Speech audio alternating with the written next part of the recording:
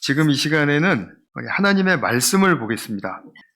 내년도 우리 교회가 좀 같이 중심에 두고 신앙생활을 했으면 좋겠다 하는 그런 성경 구절인데요. 히브리서 12장 1절, 2절의 말씀입니다. 1절은 제가 읽고 2절은 함께 우리 목소리를 맞춰서 읽도록 하겠습니다.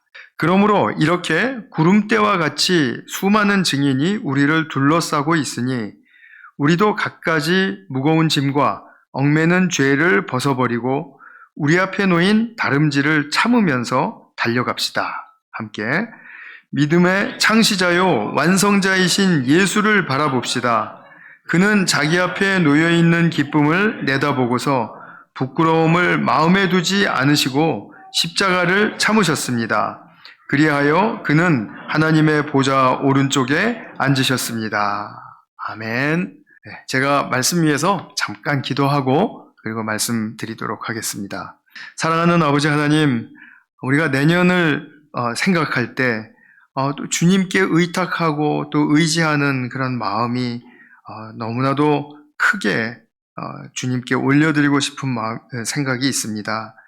그러는 가운데 주님께서 예수를 함께 바라보는 공동체가 되기를 원하신다라는 그런 생각을 가지게 되면서 우리가 이 말씀, 오늘 본문 말씀 위에 그 뜻을 한층 헤아리면서 살펴보기를 원합니다. 주님의 성령께서 우리의 마음에 깨달음을 주시고 또 위로와 생명의 힘을 더해 주셔서 이 말씀으로 저희들의 삶이 잘 이어갈 수 있는 그런 축복의 시간이 되게 하여 주시옵소서. 이 시간 주님의 성령께 우리 모두를 올려드리며 우리 구주 예수님의 이름으로 기도하였습니다. 아멘.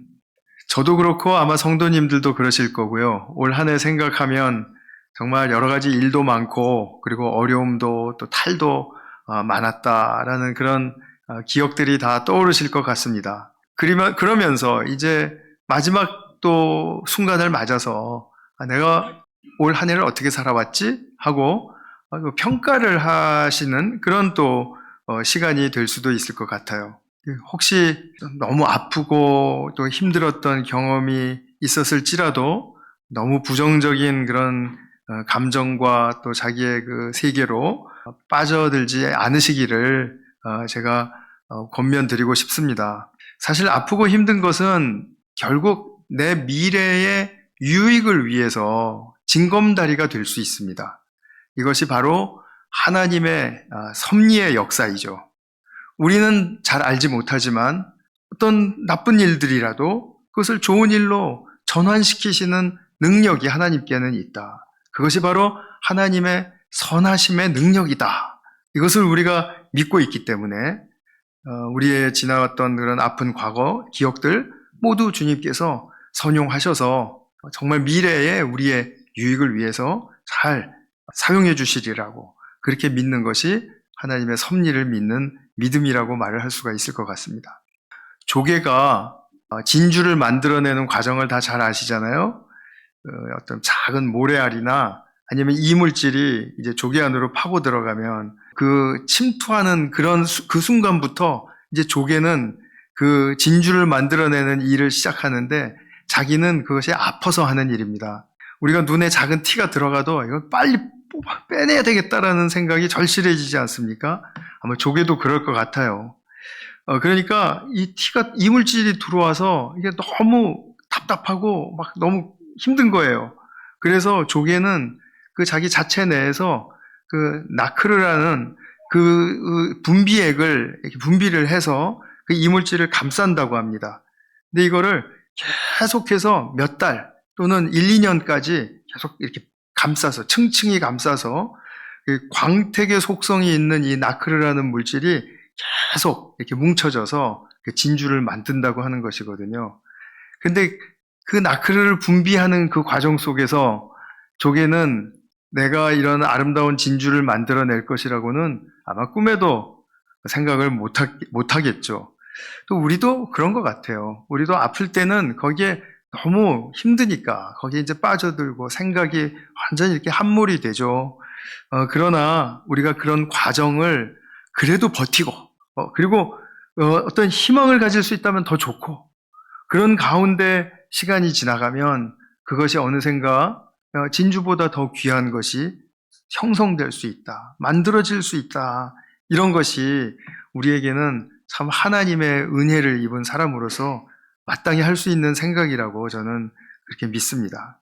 그러니까 우리가 별의별 일이 다 일어나면서 나의 마음과 또 인격, 관계 이것을 쓰리게 하고 또 이렇게 흠집을 내고 상처를 낼 때 참 생명의 방식을 바르게 가동시키면 사람 안에는 진주보다도 더 아름다운 그런 성품과 또 그 선한 안목과 참된 안목과 이런 것들이 만들어질 수 있다.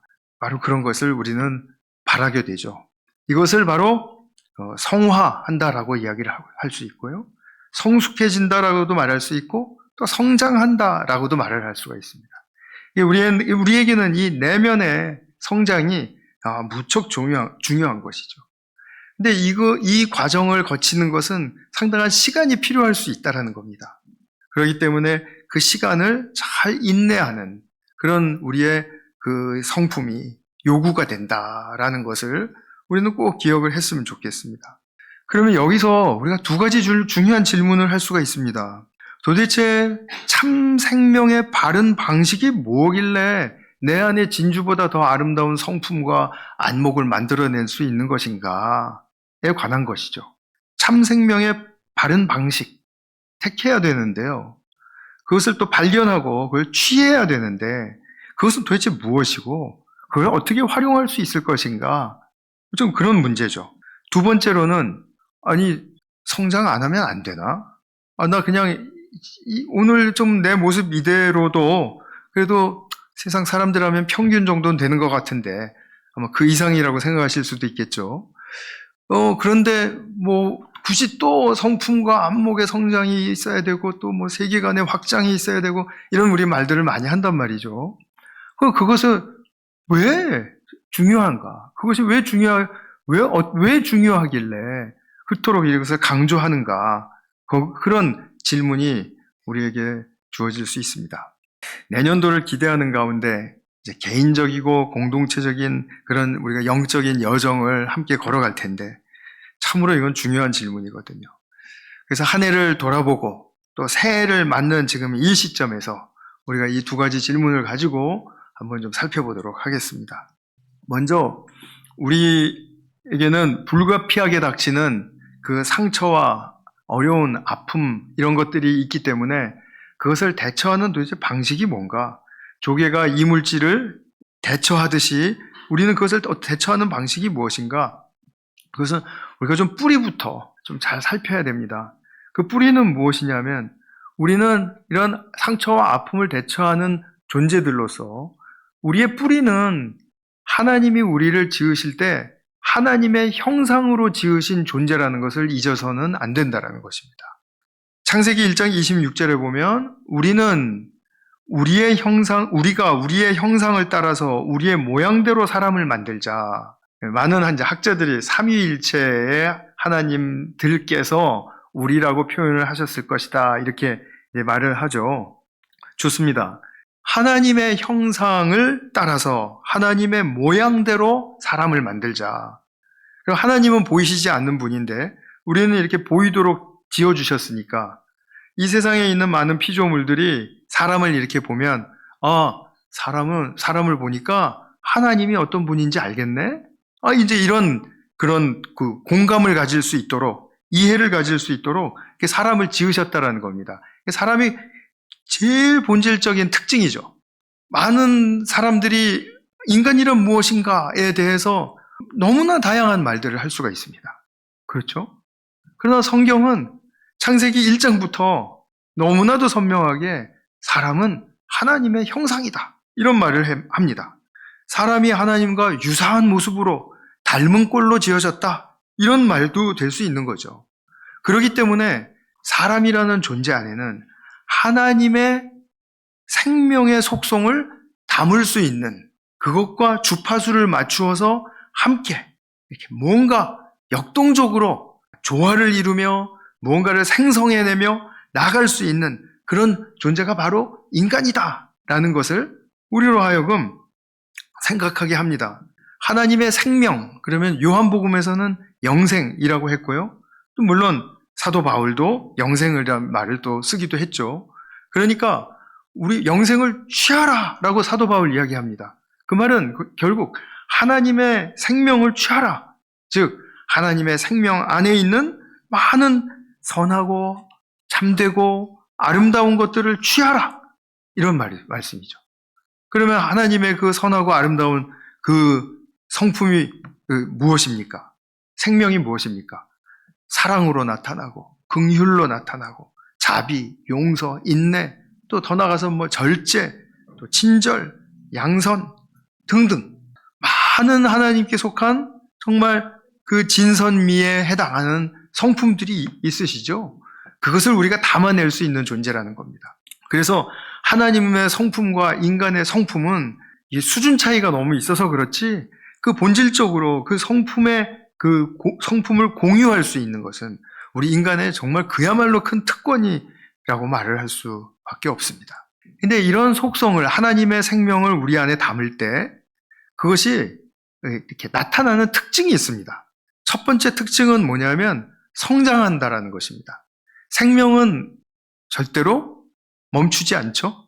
생명은 무언가 하여튼 역동적인 활동을 통해서 성장하고 더 이렇게 다 발전해 나가죠.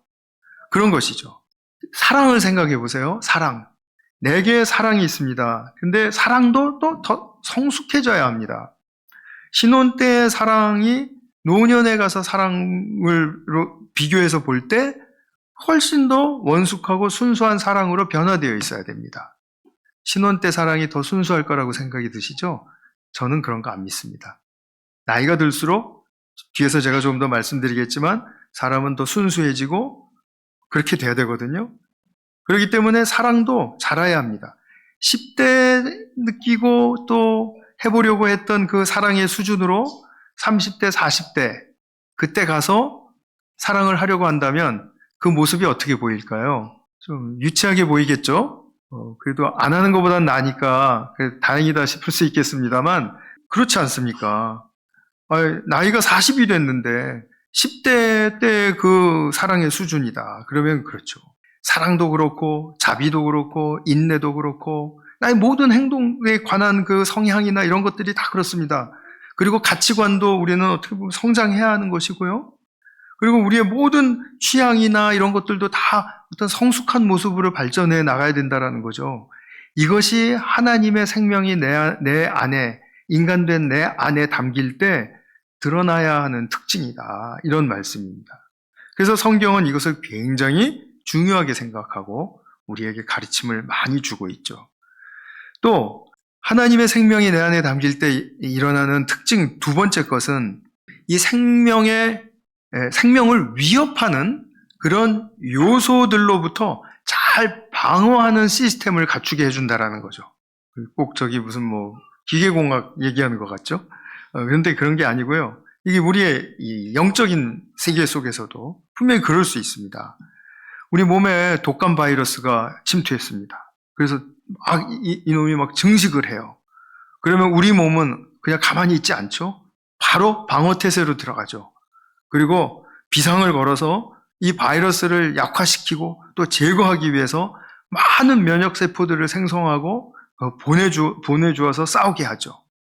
이제 이런 방어 시스템이 있는 것처럼 우리가 외부로부터 상처를 입거나 또는 어떤 어려운 상황을 당하거나 또 누구에게 독서를 듣거나 아니면 슬프고 비참한 상황이 닥치거나 사랑하는 사람이 다치거나 또는 아프거나 해서 당황스러운 사정들이 이렇게 생기게 되면 그럼 이런 것들 모두는 우리가 바라는 것이 아닌데 이것을 어떻게 우리가 대처해 나가야 할 것인가? 이런 부정적인 상황들이 일어나지 않는 사람은 이 세상에 아무도 없잖아요. 예외가 없습니다. 그래서 사람은 늘 기저에 이 두려움과 불안이 깔려 있는 겁니다. 이것이 그래서 확 노출되거나 또는 크게 이렇게 나를 압도하면 내 삶이 너무 무거워지고 그리고 무력해지고 그리고 무력해지다 보면은 이제 또 화가 나고 또 그러다 보면 절망하고 또 나를 폐쇄하고 그다음에 또 분리되고 이런 일들이 이렇게 일어나게 되는 거죠. 삶은 유아 시절부터 노년에 이르기까지 늘 낯설고 기괴한 공격을 만나게 되는 것 같습니다. 그래서 많은 방어적인 태도를 길러가게 되는 거죠. 자기 나름대로. 그죠? 이 디펜스 미케니즘이라고 하지 않습니까? 그래서 자기를 강화함으로써 디펜드하고 싶은 것. 아니면 도망감으로써 내가 그 위험으로부터 디펜드하고 싶은 것. 뭐 이런 기타 등등의 인위적인 노력들을 많이 해요. 근데 성경은 이 사람의 이 한계에 대해서 너무나도 잘 알고 있음에도 불구하고 우리가 언뜻 이해가 될 수 없는 방법으로 그 방어 태세를 갖추게 해줍니다. 그것이 무엇이냐 하면 믿음의 창시자이며 완성자이신 예수를 바라보자라는 말씀입니다. 예수를 바라보는 것이 모든 우리의 영적인 방어 시스템의 근본이라는 것입니다. 구약시대에 이스라엘 백성들이 막 죄를 짓고 그래서 하나님께서 노하셔서 불뱀을 보내셨잖아요. 그래서 막 죽게 만드셨습니다. 그런 상황들을 허용을 하셨어요. 그런데 이제 사람들이 이제 살아나야 되니까 하나님께서 또 조치를 취하신 것은 무엇이었습니까? 장대 위에다가 그 놋뱀을 달아서 올려놓고 그것을 바라보라라고 하셨죠. 그것을 바라보라. 예수님은 그것을 그 구약의 놋새, 장대에 매달린 놋새 사건을 본인이 십자가에 달리시는 것으로 그렇게 말씀을 해주셨습니다. 그리고 예수를 바라보는 것. 이것은 모든 사도들이 다 동일하게 한 목소리로 가장 중요한 그 심도 있고 핵심적인 차원에서 우리에게 가르쳐준 말씀입니다. 예수를 바라보라. 예수를 바라보라. 예수님께로 집중해라. 예수님을 떠올려라. 예수님을 묵상해라. 예수님을 생각해라. 이런 말씀이죠. 그러니까 우리는 뭐 슬프고 억울하고 힘겹고 막 이런 어떤 막 상황이 닥칠 때 마음이 급해지고 힘들어져서 예수님을 잊어버리기가 너무 쉽지 않습니까? 그런데 말씀의 능력이라는 것이 무엇입니까? 우리가 바로 이 자리에서 말씀을 생각나게 도와주시는 성령님의 은혜를 입고 그리고 예수를 바라보는 것입니다. 희한하죠. 내 삶이 너무나도 힘들고 정말 비참한 지경인데도 예수를 바라볼 수 있는 힘이 있을까? 아무도 상대하고 싶지 않은데 그런 상황 속에서 예수를 바라볼 수 있을까? 테스트 해보신 적이 있습니까? 이것을 경험하실 때, 예수님을 바라보실 때, 바라본다라는 것이 2박 3일 이렇게 바라보라라는 것도 아닙니다. 내가 그런 막 조급하고 쫓기는 그런 또 비참한 그런 심정을 가지면서도 정말 예수님 생각하면서 1, 2분의 시간과 자리를 내어드리라는 거죠. 길지 않습니다. 무리한 것을 요구하시지 않거든요. 그때 내가 예수님을 바라볼 때 내가 얻을 수 있는 것이 무엇인가? 그거는 경험한 사람들이 압니다. 그렇게 예수님을 바라볼 때 내가 참 생명의 바른 방식을 배울 수가 있는 것입니다. 예수님이 딱 보일 때 예수님만 보였다 이게 아니고 예수님의 마음이 어떠하신지를 일면 볼 수도 있을 것이고 예수님이 사람을 어떻게 대하셨는가 하는 그 태도도 또 배울 수 있을 것이고 하나님께 대해서는 예수님이 그 위급하고 그리고 정말 절박한 상황 속에서 어떻게 나아가셨는가 하는 그런 것도 배울 수 있을 것이고 그분의 표현과 그분의 말 그리고 불의에 대항하는 방식 그리고 무엇보다도 자기 삶을 소중히 여기시기 때문에 십자가에 달리기까지 아버지의 말씀에 순종하시더라는 거죠. 내 인생에 하잘것없고 내 인생은 아무것도 아니야. 나는 가치가 없어. 이러기 때문에 예수님이 십자가에 달리신 게 아니라 나는 십자가에 달려서 하나님이 원하시는 무언가 일의 통로가 되어드려야 돼.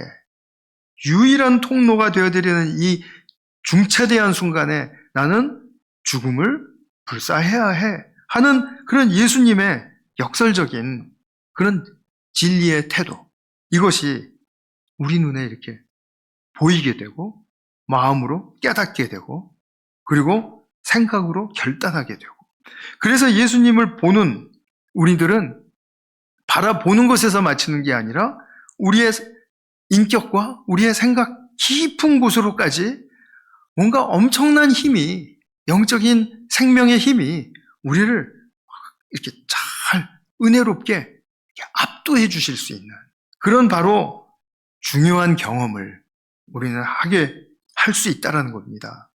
이것을 하게 되면은 삶이 바뀌기 시작하는 거죠. 예수를 바라보고 배워야 한다는 것은 완전히 세속의 상식선에서는 받아들여질 수 없는 것입니다. 말도 안 되는 그런 그 방식일 수밖에 없는 겁니다. 이런 그 방식을 그러나 우리는 배우는 것이고, 이것이야말로 바로 예수님을 우리에게 보내주셔서 우리가 바로 예수님을 따르는 그런 아주 정상적이고 아름다운 삶을 살아갈 수 있도록 조치하시는 하나님의 은혜라는 것입니다. 그러면 우리가 이제 두 번째, 참된 방식을 배우는 것은 이런 방식으로 배운다. 이제 이렇게 말씀을 드릴 수 있고요. 두 번째로는 왜 성품과 안목의 성장이 그토록 중요한가? 왜 필요한가? 입니다. 오늘 설교의 맥락에서 본다면 내가 하나의 결실을 맺었다면 나는 그 결실을 어디에서 찾아야 될 것이며 25년도부터 이제 새해가 시작하는 그런 그 한 해 동안에는 내가 희망을 어디에다 두어야 할까? 그냥 세상 사람들이 원하는 그런 결실에서 나의 결실을 찾고 세상 사람들이 원하는 희망에서 나의 희망을 찾기에는 우리는 그렇게 하면 너무나 세상 사람들과 다름이 없는 사람들이 되겠죠. 왜 성장이 일어나야 하면 앞서서 좀 말씀드린 거 잠깐 그 복습을 한다면 성장이 멈추면은 멈추는 자리에 머무는 것이 아니라 바로 퇴행하기 때문입니다. 유치퇴행이라는 말이 있습니다. 나이가 들었는데도 들어가는데 갑자기는 아니죠. 점차 더 아이처럼 자기가 원하는 대로 되지 않으면 막 화가 나거나 절망하거나 아니면 다른 사람들을 못 살게 굴거나 자기는 절대로 다른 사람을 못 살게 군다고 생각하지 않죠. 그러나 그 사람만 빼놓고 다 동의하죠. 주변 사람들을 괴롭히고 있다고. 그러니까 자신도 힘든데도 힘든 줄 모르고 주변은 많이 힘들게 하고 이거 유치퇴행입니다. 아이와 같이 되는 거. 근데 사실 앞서 말씀드린 것처럼 사람은 나이가 들어갈 때 깊은 의미에서 더욱더 순수해지는 것이 성경적인 인간의 모습 맞습니다. 그렇게 돼야 되는 것입니다.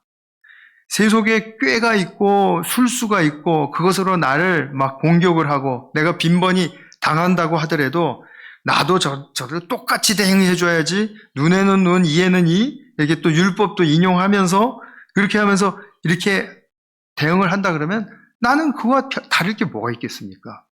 똑같은 사람인 거죠. 그러나 우리 크리스천들은 눈에는 눈, 이에는 이가 아니라 오른뺨 맞으면 왼뺨 내놔라, 속옷 달라 그러면 겉옷도 줘라, 이런 예수님의 가르침에 대해서 딱 분명한 인식이 또 의식이 들어와 있는 사람이라면 나는 저렇게 사는 사람이 아니지, 저거는 내가 가야 할 길이 아니지 하고 분명히 확신할 수 있다는 거죠.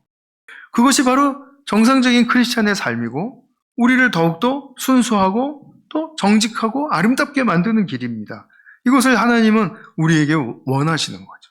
그리고 기뻐하시는 것입니다.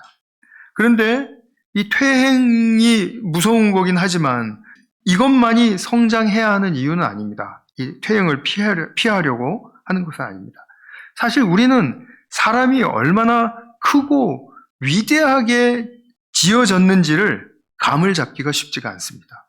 성경을 수십 번을 읽어도 하나님의 형상으로 지음받았다라는 말이 인간에게 얼마나 큰 특권이며 축복이며 영광스러운 그런 존재를 말해주는 것인지를 잘 감이 안 잡힌다라는 거죠. 잘 알 수가 없는 것입니다.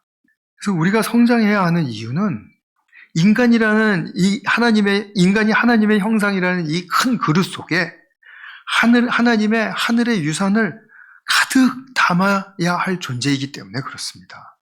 엊그제 제가 주일 설교에서 말씀드린 것처럼 우리는 땅의 차원에서의 축복도 필요해요. 건강도 필요하고 돈도 필요하고 그리고 좀 어느 정도 성과도 있어야 되고 성취도 있어야 합니다. 그런데 그것만 필요한 존재가 아니라고 말씀을 드리고 싶은 거죠. 하나님께 속한 유업의 축복, 하늘로부터 부어지는 그 우리 모두를 위한 목, 사람의 인생을 부유하게 해주는, 진정으로 부유하게 해주는 그것을 우리는 채워가는 그런 거룩한 열망을 가진 존재이다라는 사실을 우리는 기억할 수 있어야 된다는 것입니다. 내가 지금 내 상태에서 남들이 부러워하는 어느 정도 수준에 올랐다 할지라도 그것이 우리는 만족이 되지 않는 이유입니다. 세상의 땅의 것을 더 가져서 더 만족을 이루는 게 아니라 내가 이제 하늘의 것이 필요하구나. 그러니까 이 땅에서 좀 부족하게 살아서 정말 무언가 하나님 나라를 갈급하게 원하고 갈망하고 해서 하늘의 것이 채워지는 사람도 있고, 내 인생에서 뭔가 부족함이 다소 없이 이렇게 왔지만 그러나 그것은 나의 인생을 진정으로 행복하게 해주지 못한다라는 것을 깨닫고 하늘의 유업의 축복이 필요한 존재가 바로 인간이로구나 하고 고백할 수 있는 그런 사람도 있는 것이죠. 하나님은 이것이 바로 하나님의 사람으로 나아가는 길이다, 이렇게 하면서 우리를 그것에 기대를 걸게 하시고 사모할 만한 것으로 우리에게 자꾸 설득을 하시는 것입니다. 한 해를 돌아볼 때 여러 일들을 많이 겪으셨겠지만 그 가운데서 예수님을 바라보면서 예수님으로 인하여 극복했던 때가 있다면, 그때가 있었다면 그것은 자신에 대해서 좀 영적인 긍지를 느끼셔도 돼요. 진심입니다. 그래서 그 자신을 기쁘고 소중한 존재예요. 내가 정말 소중한 존재구나. 정말 예수님을 바라보고 내가 감당할 수 없었던 이 일을 극복을 했다니 대단한 일인 것이죠. 거듭 말씀드리지만 하는 일의 성과도 중요하고 다른 사람 인정도 필요합니다. 그러나 나는 예수님 바라보며 예수님과 동행하는 사람이다, 이것을 확신한다면 그 삶의 태도와 그 헌신 속에서 반드시 플러스 알파가 우리에게 따라옵니다. 그것을 우리는 볼 수 있는 희망과 믿음이 있어야 된다라는 그런 말씀을 드리고 싶은 것입니다. 그러면 내년에는 무엇에 나의 마음과 생각과 힘을 쏟아야 할까? 또 그런 질문이 우리에게 남아있죠. 많은 계획이 있으실 거예요. 어떤 분은 내가 이제 마라톤 완주하는 거다. 어떤 분은 내가 연구 논문 몇 편 쓰는 거다. 어떤 분은 내가 좀 더 건강을 회복해서 좀 완쾌하는 그런 목표를 갖고 있다. 다 너무 좋아요. 너무 좋습니다. 근데 우리 공동체가 함께 같이 마음과 생각과 힘을 쏟아야 할 그 희망의 중심에는 우리가 함께 서로 격려하기를 예수님을 바라봅시다 라는 권면과 또 진심의 그 조언, 그것이 있으면 좋겠습니다. 그래서 예수님을 바라본다라는 그 말이 그냥 허구적인 말이 아니고요. 예수님을 바라보니까 정말 이런 은혜가 임하더라는 것을 서로 나눌 수 있는, 그것을 경험하고 그것을 같이 공유할 수 있는 그런 우리가 되기를 원합니다. 매주 그렇게 되기는 당연히 쉽지는 않겠죠. 그러나 내년도 한 해를 우리가 크게 보면서 예배에 오실 때, 또 목장 모임을 하실 때, 또 따로 교제를 하실 때 오늘이 그날인가? 오늘이 그날인가? 하고 기대를 하실 수 있는 그런 마음의 사모함이 좀 충만하셨으면 좋겠다라는 그런 생각이 드는 것입니다. 그래서 예수님을 바라볼 때 그분이 어떤 분이신지, 또 내가 어떤 존재인지, 내가 받은 생명은 어떤 모습으로 나타나야 될 것인지, 올해는 나는 좀 냉정한 사람으로 이렇게 사람들이 좀 보는 것 같은데 좀 따뜻한 사람으로 내가 조금 변화됐으면 좋겠다. 그러기 위해선 내가 무엇을 해야 할까? 그것을 예수님께 배우시자라는 겁니다. 예수님을 바라보고. 그 사람 보고 배울래 봤자 안 됩니다. 저는 안 된다고 생각해요.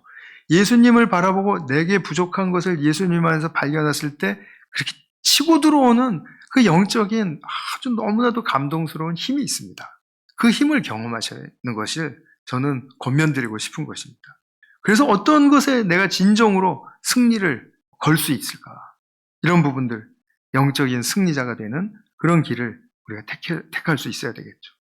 그래서 부부 사이에도, 형제 자매들 사이에도, 목장 식구들, 또 직장 동료들 가운데서도 같이 예수님 믿는 사람이라면 예수를 바라보자 라는 말이 오갈 때마다 하늘의 신령한 복이 우리 서로에게 넘치실 수 있기를 주님의 이름으로 축원합니다. 기도하겠습니다. 사랑하는 주님, 감사합니다. 예수님을 우리에게 보내주셔서 우리는 삶에 너무나도 뚜렷한 중심을 가질 수 있었음을 정말 감사드립니다. 예수님으로부터 오는 우리의 인생의 모든 좋은 것들은 정말 우리의 삶을 하나님의 생명으로 충만하게 하고 그 생명이 꽃이 피어나게 하는 그런 놀라운 은혜의 선물임을 고백합니다.